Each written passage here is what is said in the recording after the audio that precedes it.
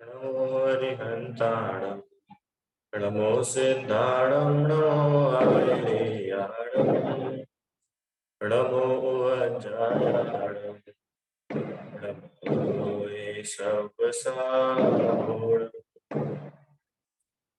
जग है अनित्यता में शरणन वस्तु होय ताते दुख राशि वास को निहारिए एक चित चिन्ह सदा मन पर द्रव्य बीते अशुचि शरीर में ग्राम बुद्धि धारिए रागाधिक भाव कर कर्म को बढ़ावे ताते संवर स्वरूप हुए कर्म बंध डारिए तीन लोक मान जिन धर्म एक दुर्लभ है ताते जिन धर्म को न छिपो विसारिए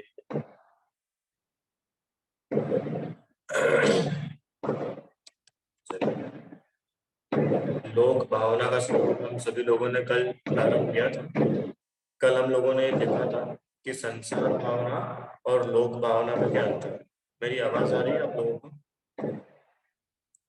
आवाज अच्छे से आ रही है?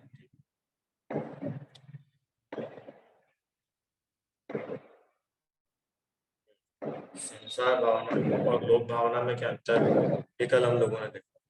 संसार भावना में चतुर्गति के दुखों का चिंतन करा जाता है, जबकि लोक भावना में छह द्रव्यमयी इस तीनों लोकों का चिंतन किया जाता है। लोक भावना में तीनों लोकों का स्वरूप विचार करते हैं कि कैसा ये लोक है, कितना बड़ा है, और इस लोक में कहाँ कहाँ पर जीव दुखी होकर के भ्रमण करता है। और दुख की वजह क्या है? कि दुख की वजह है अज्ञान और मोह राग द्वेष, है ना। छह ढाला की लाइन याद है आपको? किन्हु न कर्यो न धरे को षट द्रव्यमयी न हरे को सो लोक माही बिन समता दुख सहे जीव नित भ्रमता। छह द्रव्यमय श्लोक को ना कोई बढ़ाने वाला है, नहीं ना ही कोई नाश करने वाला है। और ऐसे इस श्लोक में जीव बहुत घमंड करता है, दुखी होता है। और होता क्यों है? कि बगैर समता के, समता धारण किए बिना ये जीव दुखी होता है और महादुखों को भोगता है। अपने को क्या करना? कि समता धारण करना, लोक में चाहे जहां हो समता रहे। आगे चलिए छंद पढ़ते हैं।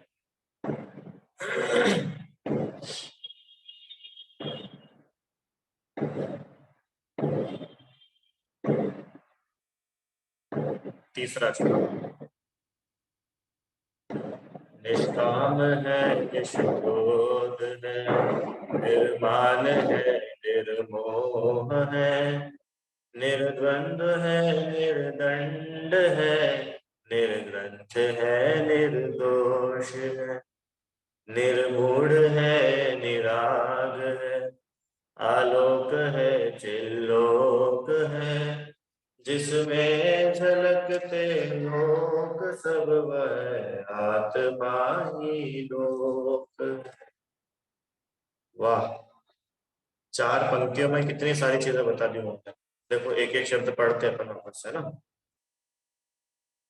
निष्काम, निष्क्रोध, निष्मान, निर्माण, निर्मोह, निर्द्वंद्व, निर्दंड, निर्ग्रंथ, निर्दोष, निर्मूढ़, निराग 10, आलोक 11, चिल्लोक 12। 12 विशेषण बता दिए। किसके बारे में? किसके बारे में? अपने बारे में। ये अपने विशेषण है ये। आत्मा कैसा है? आत्मा निष्काम है। निष्काम, निश मतलब उससे रहित, उसमें काम नहीं है। काम मतलब, काम मतलब, काम मतलब इच्छा। काम मतलब होता है वासनाएं, काम मतलब होता है इच्छा है। आत्मा वासनाओं से रहित है। आत्मा के स्वभाव में इच्छाएं नहीं है। आत्मा के स्वभाव में तो निष्कामपना है। आत्मा निष्क्रोध है। सुहानी, आत्मा में क्रोध नहीं होता है। आत्मा में तो क्षमा होती है। फिर क्रोध दिखता तो है हमको कि वो आत्मा का नेचर नहीं है। वो तो राग द्वेष और मोह की वजह से विकारी भाव है। आत्मा में क्रोध नहीं होता। आत्मा क्रोधी नहीं होता। आत्मा तो क्षमाशील होता है। अलग अलग उपाधियां दी है आत्मा को पहचानने की। आगे, निर्माण। आत्मा, अपना आत्मा मान से रहित है। रम, आत्मा में मान नहीं होता। आत्मा में मोह नहीं होता। कि सर मोह तो होता है, इतना तो आप में पता क्यों? मोह की वजह से तो जीव संसार में घूम रहा है ना। तो यहाँ पर मोह नहीं होता, क्रोध मान माया नहीं होती। ये बोल रहे हैं कि आत्मा के स्वभाव में ये चीजें होती ही नहीं है। यहाँ पे तो आत्मा के स्वभाव की बात चल रही है। आत्मा है कैसा? निर्द्वंद्व है। आत्मा निर्द्वंद्व है। निर्द्वंद्व मतलब समझ में आता है? द्वंद्व मतलब पता है सुहानी? द्वंद्व मतलब क्या होता है आराम? द्वंद्व मतलब दो पदा, ये करूं ये करूं। साइंस लो कि कॉमर्स लो, हाँ, खेलने जाऊं या पढ़ाई करूं। ये मतलब ऐसा जो दो बना रहता है ना, ये कि ये। तो आत्मा में ऐसा दो बना नहीं है। आत्मा शुद्ध है कि अशुद्ध है? आत्मा कषाय वाला है कि बिना कषाय वाला है? ऐसे दो वाले काम नहीं है। आत्मा निर्द्वंद्व है। एक एक है। एकत्व भावना पड़ती ना। आत्मा में अनेक पना नहीं है। आत्मा में दो पना नहीं है। आत्मा में एक पना है। निर्दंड है। निर्दंड क्या होता है? निर्दंड मतलब, दंड मतलब क्या होता है?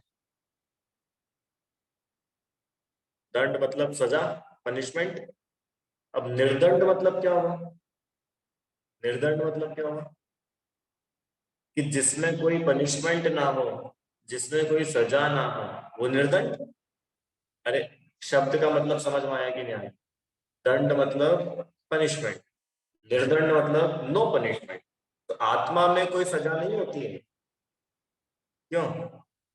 समझ में आया कुछ इसका क्या मतलब है? इस लोक में आत्मा चाहे जहां चला जाए, दिल्ली बंकन, नरक में भी चला जाए, तो भी आत्मा निर्दंड है। कि वो ना, हमने तो देखी थी शिविर में नरक की मूवी। वहां पर तो बताया था कैसा कैसा होता है, कैसा कैसा होता है राम नरक में। पहली ढाल देखो, भूख लगती है, प्यास लगती है, कुछ भी खाने को नहीं मिलता, बहुत गर्मी होती है, बहुत ठंड होती है, और क्या क्या होता है? वो वैतरणी नदी होती है ना? और तमाम सारी चीजें होती है। बोल रहे इतना सब होने के बाद भी आत्मा निर्दंड है। आत्मा को कुछ भी दंड नहीं मिला। नहीं समझ में आया? देखो, तिल तिल करे देह के खंड, असुर भिड़ावे दुष्ट प्रचंड, सिंधु नीर ते प्यास न जाए, तो पड़े कन बुंद लहाय। याद है पूरी? अपन पुराने गाएंगे। तो बोल रहे हैं तिल तिल करे देह के खंड। सावधान, किसके खंड? किसके खंड खंड कर दिए? देह के। फिर भी आत्मा रहे अखंड। आत्मा तो अखंड रहता है, आत्मा के खंड नहीं होते। अब आप पहली डाल खोलना वापस, और इस एंगल से पढ़ करके देखो। वहां पर भूख तो इतनी लगती है कि तीनों लोगों का अनाज खा जाए, पर खाने को कुछ नहीं मिलता। तो ये तो शरीर की प्रॉब्लम है ना। आत्मा को कहाँ भूख लगती है बता? आत्मा का काम पेट होता है जो भरे। इसलिए उन्होंने बोला आत्मा निर्दंड है। आत्मा में कोई, क्योंकि ये जितने भी दंड इस लोक में आपको देखने में मिलते होंगे, जीव अलग अलग अवस्थाओं में जाता है, छह द्रव्य में इस लोक में, न जाने इसकी क्या क्या अवस्था है। ये सारे के सारे दंड शरीर है तो भुगत रहा है। एक बार शरीर से अलग करके देखो, आत्मा में तो कुछ भी नहीं है, निर्दंड है। और आगे तो और ही गजब लिख दिया, निर्दोष है। क्यों? दोष तो हुए कि नहीं हुए? क्यों? कि देखो, स्याद्वाद इसी का नाम है, दोष है भी। निर्दोष तो अरिहंत भगवान है, जो अपन अपन ने पढ़े थे ना, जन्म जरा तिरखा सुरा विस्मय आरत खेद, ये 18 दोष तो अरिहंत भगवान के नहीं होते, आप में और हम में तो है।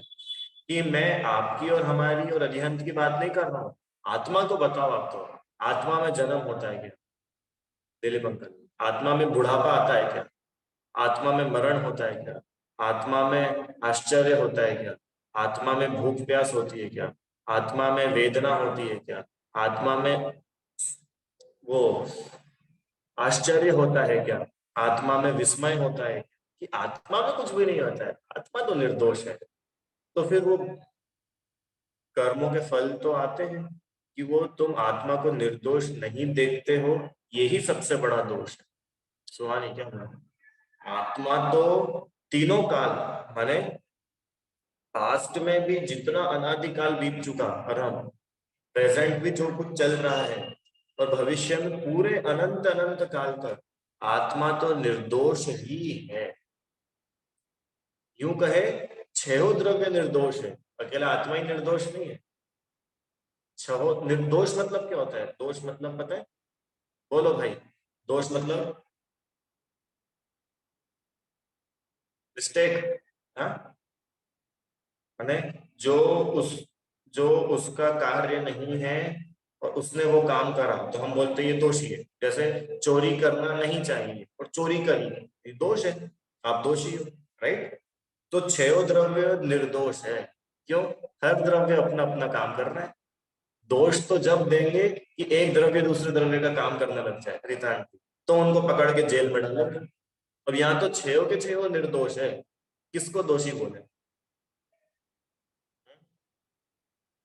जीव को देखो, तो जीव ज्ञान जानने के सिवाय कुछ करता नहीं, कर सकता नहीं। उद्गल को देखो, तो स्पर्श रस गंध वर्ण के अलावा उसमें कुछ होता नहीं। धर्म द्रव्य को देखो, तो बोलो, धर्म द्रव्य कि चलने में निमित्त होता है, वो भी जो चलना चाहे उसको जबरदस्ती तो वो भी किसी से नहीं करता।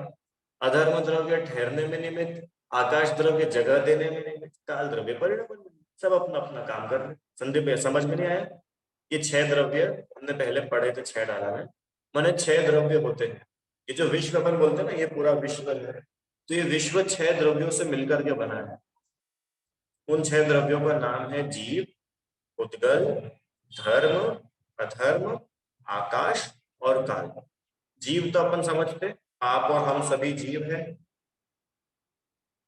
उद्गल, उद्गल मतलब जिसमें स्पर्श रस गंध और वर्ण, मतलब जिसको हम देख सकते हैं, जिसको छू सकते हैं, जिसमें कुछ स्वाद होता है, ऐसे जितने भी पदार्थ इस लोक में है, वो सब कहलाते हैं उद्गल। फिर है धर्म द्रव्य। धर्म द्रव्य किसे बोलते हैं? धर्म मतलब वो द्रव्य जो जीव और उद्गलों को चलने में, उनके गमन में हेल्प करता है, वो है धर्म द्रव्य। समझे भैया? जैसे ऊपर पंखा चल रहा है आपके, तो ये पंखा कैसे चल रहा है? कि हमने बटन दबाया इसलिए चल रहा है? कि अरे अपने बटन दबाने से नहीं चल रहा है, वहां पे धर्म द्रव्य मौजूद है। अगर धर्म द्रव्य हट जाए तो कोई भी चीज मूव नहीं कर सकती है। अधर्म द्रव्य का काम है किसी भी चीज को ठहराना। अभी जैसे मैं बैठा हूं, तो मैं बैठा हूं ना, मैं उड़ नहीं रहा हूं इधर उधर, तो ये किसकी कृपा है? अधर्म द्रव्य। आकाश द्रव्य जगह देता है, काल द्रव्य परिणमन कराता है, चेंजेस कराता है। तो इन छह, ये छह के छह द्रव्य निर्दोष है। रितांटी समझ में आया निर्दोष कैसे बोला? कि छह अपना अपना काम कर रहे हैं, कोई किसी में हस्तक्षेप नहीं करता है। देखो, जीव के अलावा बाकी के पांच द्रव्य तो अजीब है, इनमें तो यूं भी ज्ञान नहीं है। धर्म द्रव्य को तो यही नहीं पता है कि मैं धर्म द्रव्य हूँ, मैं इनको चलाने में हेल्प कर रहा हूँ, उसको नहीं मालूम है। तो बाकी के पांच तो फिर भी थोड़ी शांति रखते हैं। अभी जीव द्रव्य में ज्ञान है और अक्ल तो है ही, 1.5 अक्ल है, तो ये 1.5 अक्ल से परेशान होता है। बाकी के पांच द्रव्य तो अपना अपना काम करते हैं, और ये जीव द्रव्य क्या समझता है? मैं करने वाला हूँ, क्योंकि इसमें ज्ञान है ना, सोचने समझने की शक्ति है, तो ये ज्यादा सोचता है। मैं करने वाला हूँ, मेरे बिना थोड़ी होगा, वो तो मैं हूँ जो सारे काम हो जाते हैं, अभी मैं नहीं रहूं तो इनको पता चलेगा। तो ये जो कर्तृत्व है दिलीप अंकल जी, कर्तृत्व दोष है। बाकी के पास द्रव्यों में कर्तृत्व नहीं है, बाकी के पास द्रव्यों को अहंकार नहीं है कि हम देखो कितना काम करते हैं। क्यों? क्योंकि ज्ञान ही नहीं है। अब जीव द्रव्य में ज्ञान है तो ये अहंकार करता है, ये कषाय करता है, इसलिए उसका दोष कहलाता है। स्वभाव से देखा जाए तो सभी द्रव्य निर्दोष। आइए आगे। निर्मूढ़ है। निर्मूढ़ मतलब, मूढ़ मतलब पता है? मूढ़ता, मूर्खता, मिथ्यात्व, अज्ञानता। जीव में अज्ञानता नहीं है।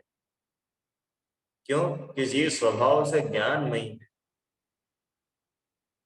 जीव में मूढ़ता नहीं है, जीव स्वभाव से अमूढ़ है। आपको पता है जो सम्यक दर्शन के 8 अंग है ना, याद है? किसी को नाम, किसी को सुनाना है? सम्यक तो के 8 अंग के नाम को सुनाएंगे? बोलिए रीता आंटी।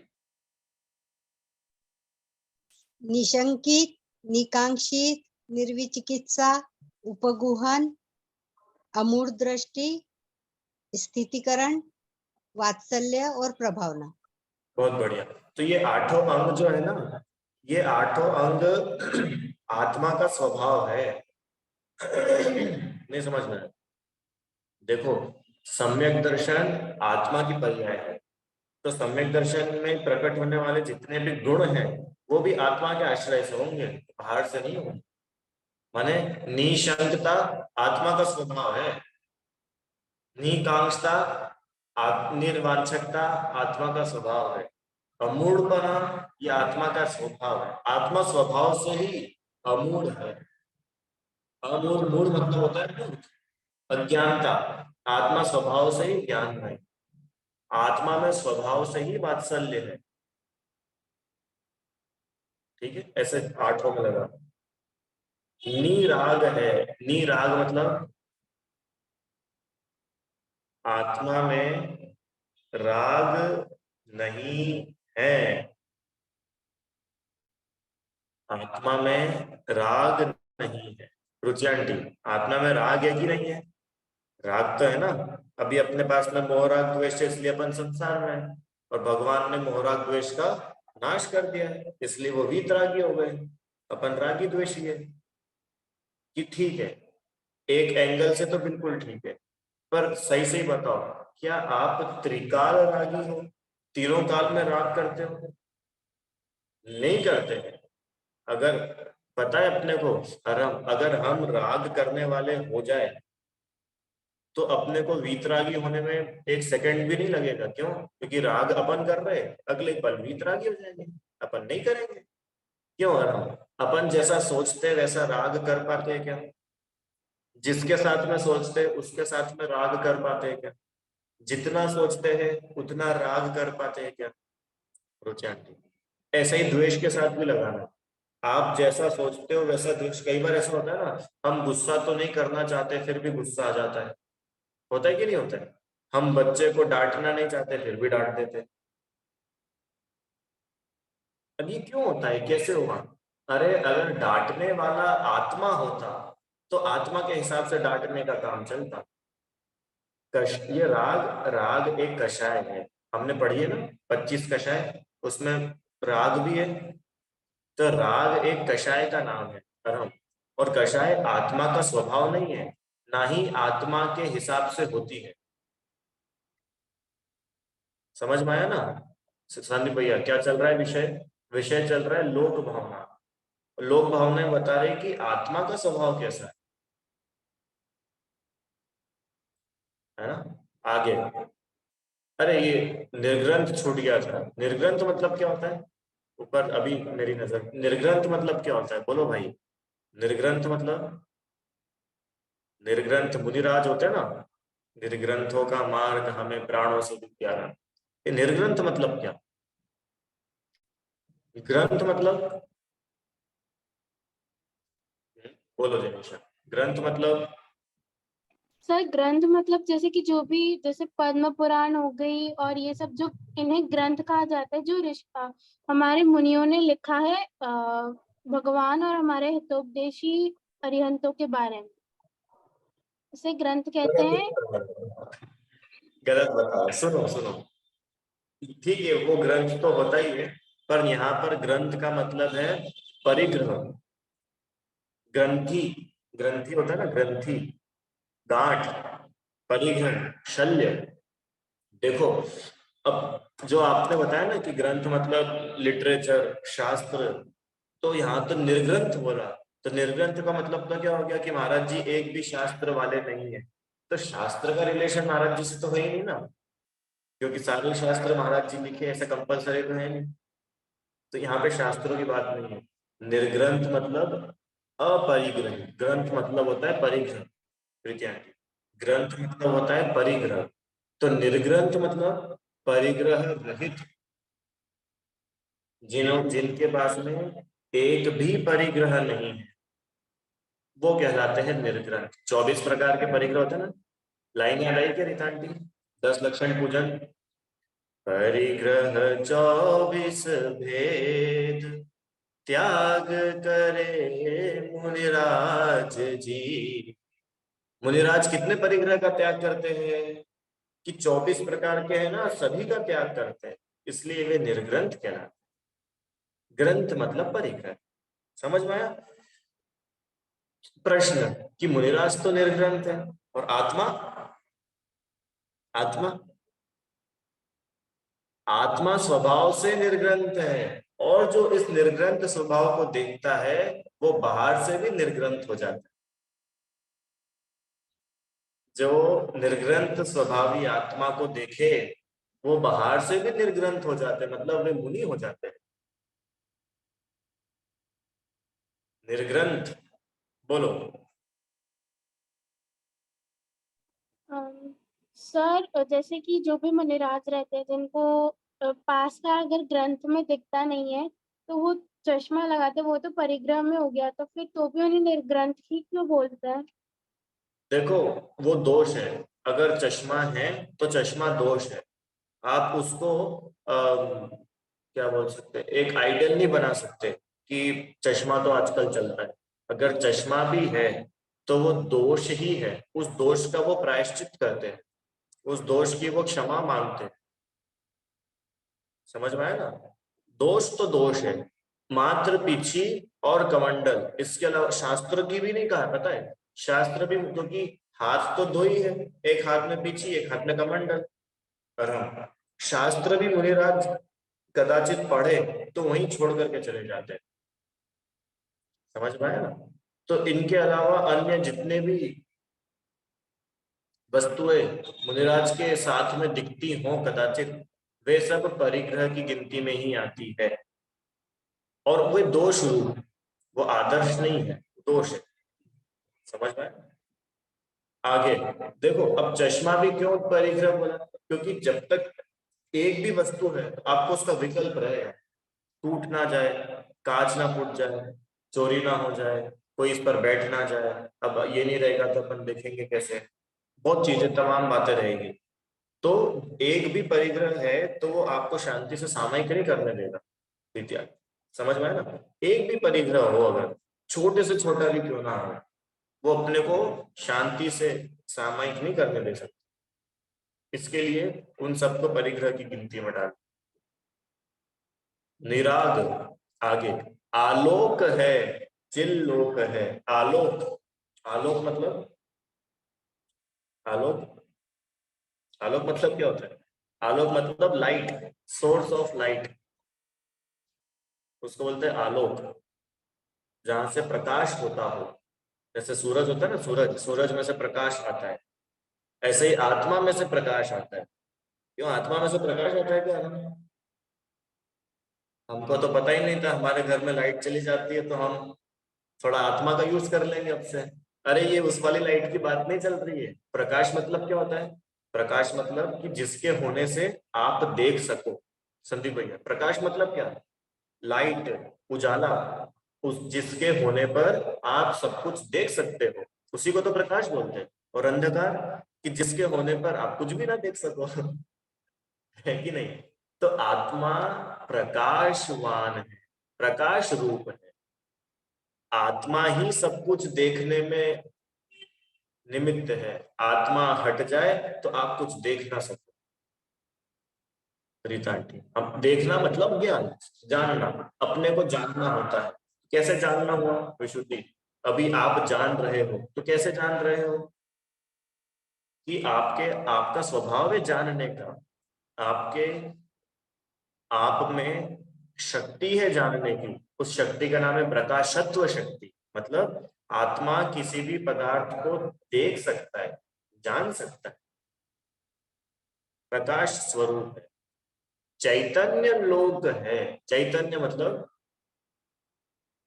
चेतना, फीलिंग्स, जानना, ये आत्मा में होता है। आगे की लाइन तो और गजब है आखिरी, जिसमें झलकते लोक सब, वह आत्मा ही लोक है। क्यों लोक क्या है? लोक सर, लोक तो वो है ना, आपने बताया था 3 लोक।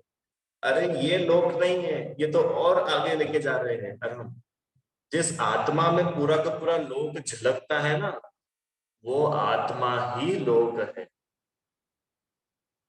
नहीं समझ में आया? ज्ञान, ज्ञान का एग्जांपल है ना, जिस तालाब में चंद्रमा झलक रहा है, जिस तालाब में चंद्रमा झलक रहा है, तो वहां पर चंद्रमा है कि तालाब ही है? कि तालाब ही है, वहां चंद्रमा नहीं है। जिस कांच में आग दिख रही है, आग कहाँ है? कि आग तो आग में है, वहां पर तो कांच ही है। ऐसे ही जिस आत्मा में पूरा का पूरा लोक दिख रहा है, तो लोक तो जहां है सो वही है। आत्मा ही आत्मा का लोक है। समझ में आया? जिसमें झलकते लोग सब, झलकना मतलब जानना, जिसमें सारा का सारा लोक जानने में आता है, तो उसको पकड़ो। जिसमें संपूर्ण लोग झलकते हैं, वह ज्ञान स्वभावी आत्मा ही वास्तविक लोक है।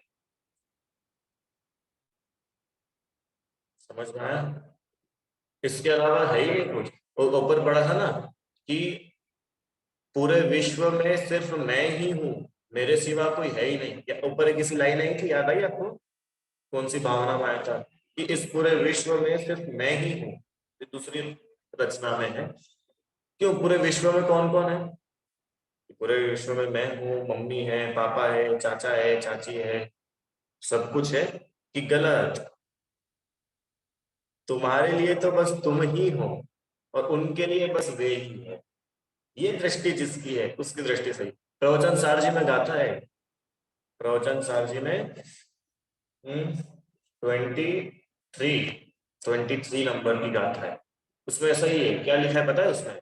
आत्मा ज्ञान प्रमाण है, ज्ञान ज्ञेय प्रमाण है, ज्ञेय लोकालोक प्रमाण है, इसलिए आत्मा लोकालोक प्रमाण है। देखो मैथ्स आता है आप लोगों को आराम? A is equals to B, comma B is equals to C, comma C is equals to D, hence A is equals to D। समझ में आया कि नहीं आया? अब बोलोगे सर अब तो गर्मी की छुट्टियां लग गई, अब तो मत कम से कम मैथ्स पढ़ाओ। पर ये तो बहुत सिंपल है ना, करना। ए बी के बराबर है, बी सी के बराबर है, सी डी के बराबर है, इसका मतलब ए डी के बराबर है। ऐसे ही आत्मा ज्ञान प्रमाण है, मतलब आत्मा जितना है, आत्मा पूरा ज्ञान रूप है, और ज्ञान ज्ञेय प्रमाण है। ये अपन देख चुके ना, ज्ञान ज्ञेय प्रमाण मतलब जो ज्ञेय है, ज्ञेय मतलब जानने में आने वाला। तो वास्तव में हम किसी ज्ञेय को नहीं जानते, हम तो अपने ज्ञान को ही जानते हैं। जैसे वहां पर कोई चंद्रमा नहीं है, वहां पर तो पानी ही है। ऐसे ही हमारे ज्ञान में जो कुछ झलक रहा है विशुद्धि, हम जो कुछ भी जान रहे हैं, वो ज्ञेयों को नहीं जान रहे, अपने ही ज्ञान को जान रहे हैं। समझ में आया? हमने मिरर को देखा, तो मिरर में क्या दिखता है विशुद्धि? अपने हमने मिरर देखा तो मिरर में क्या दिखता है कि मिरर में हमको हम दिखते हैं, घर दिखता है। गलत उत्तर। मिरर में आपको मिरर ही दिखता है। वो तो मिरर की स्वच्छता इतनी है कि वो सबको दिखा देता है। पर सच्ची बताओ, आप कहाँ हो? आप मिरर में हो कि आप इस तरफ हो? हम तो इस तरफ है। तो वहां पर क्या है कि वहां पर हम नहीं है, वहां पर तो मिरर ही है। समझ में आया? मैंने ज्ञान, ये जितने हैं उतना ही ज्ञान है। अब कितने गेय है कि गेय तो पूरे लोकालोक प्रमाण है। 3 लोग पूरे गेय तो है। सर्वज्ञ की क्या परिभाषा? जो तीनों लोगों को जानते हैं, है ना?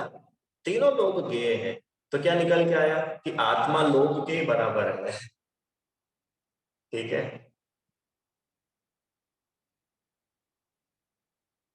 क्या है वो? तीनों लोगों को जहां क्या है लाइन, सकल गेय ज्ञायक तदपि निजानंद रसली। सकल गेयों के जानने पर भी अपनी आत्मा में लीन है। अब ये 2 बातें नहीं ना, एक तरफ तो बोलते सब कुछ जानते हैं, दूसरी तरफ बोलते अपनी आत्मा में लीन है। अरे अपनी आत्मा में लीन का मतलब ही है सब कुछ जान रहे हैं। क्यों? क्योंकि वो सब कुछ आत्मा के बाहर नहीं है, आत्मा में ही जानने में आ रहा है। ठीक है, चलो आगे। निज आत्मा ही लोक है, निज आत्मा ही सार है, आनंद जननी भावना का एक ही आधार है। यह जानना पहचानना ही भावना का सार है, ध्रुव धाम की आराधना ही आराधना का सार है। निज आत्मा ही लोक है। अभी तो बोला था कि लोक तो 3 लोक वाला है, लोक तो 6 द्रव्य वाला है, कि वो लोक तो बाहर का है। सच पूछो तो ये जो आत्मा है अपना, बस ये ही अपना लोक है।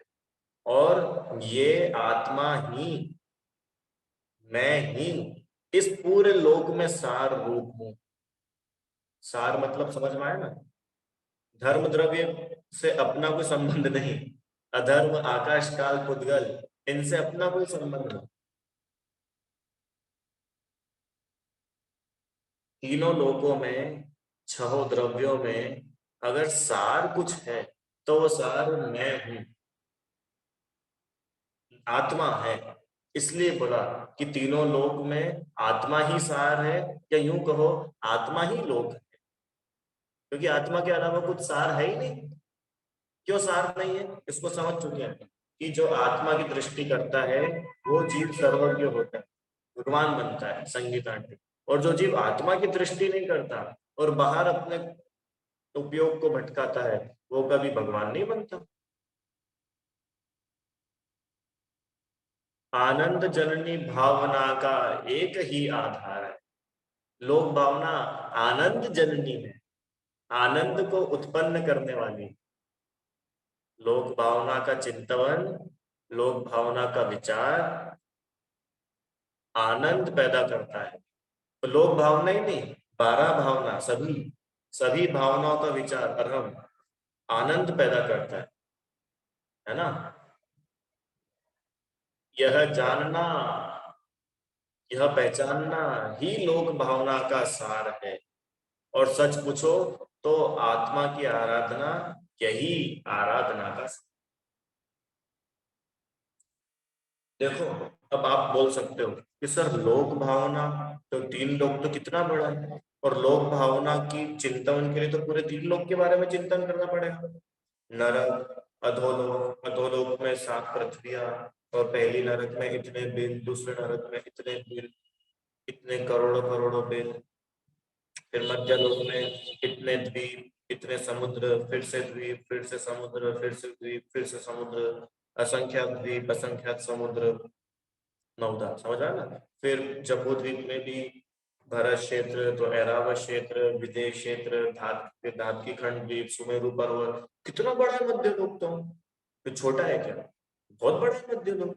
और ये तो मध्य लोक की बात है, ऊपर ऊर्ध्वलोक में जाओ तो बात ही कुछ और है वहां पे। तो पहला स्वर्ग, दूसरा स्वर्ग, तीसरा, चौथा, 16 स्वर्ग रीता आंटी। 16 स्वर्ग के बाद 9 ग्रहवेग, 9 अनुदिश, 5 अनुत्तर। बताओ, इतना सब कुछ हम कैसे जानेंगे? लोक भावना का चिंतन करना है ना, तो लोक के बारे में तो जानना पड़ेगा। आशा आंटी, तो ये तो सर्वज्ञ बनने के बाद में संभव है। सर्वज्ञ हुए बिना नहीं जान पाओगे आप पूरे लोक को। कैसे जान सकते हो? अच्छा बताओ संगीता आंटी, केवल ज्ञानी हुए बिना अपन इतना सब कुछ जान सकते हैं क्या? नहीं जान सकते हैं। अपने ज्ञान का तो विषय नहीं है। पर फिर लोक भावना का चिंतन करें कैसे? कि लोक भावना का चिंतन का सार बताए आपको। अपने आप को जान लो। जो अपने को जानेगा वो तीनों लोक को जान लेगा। और जो तीनों लोगों को जानने में दौड़ लगाएगा, वो तीनों लोग को तो जान भी नहीं पाएगा, तो अपने से भी दूर रह जाएगा। इसलिए उन्होंने बोला कि आत्मा को पहचानना ही लोक भावना का सार है। समझ में आया आपको? ये लोक भावना का कोई क्वेश्चन बहुत वैलिड है कि लोक तो इतना बड़ा है, 3 लोक है, 6 द्रव्य है, और आप बोल रहे हो कि उन सबको मत जानो और आत्मा को जानो। कायदे से तो लोक भावना में तो लोक का विचार करना चाहिए, और बोल रहे कि लोक का विचार तुम कर नहीं पाओगे। तो तुम क्या, कोई भी नहीं कर पाएगा। क्यों? क्योंकि वो तो सर्वज्ञ के ज्ञान का विषय है। तो हम जो कर सकते हैं वो हम करेंगे। कि क्या कर सकते हैं हम? कि हम अपने को जान सकते हैं। समझ में आया? तो ऐसे अपने ध्रुव आत्म स्वभाव को जानना, इसी का नाम आराधना है, और यही आराधना का सार है। इस प्रकार से लोक भावना का संक्षिप्त में अपन ने स्वरूप यहाँ पर विचार करा है। अब कल जो है हम बोधि दुर्लभ भावना का स्वाध्याय प्रारंभ करें। अभी जिनवाणी, कुछ प्रश्न हो किसी का तो पूछिए। तो जिनवाणी स्थिति। निज निधि निज में बताई यह अनंत उपकार है, उसके लिए जिनवाणी माँ को वंदना शत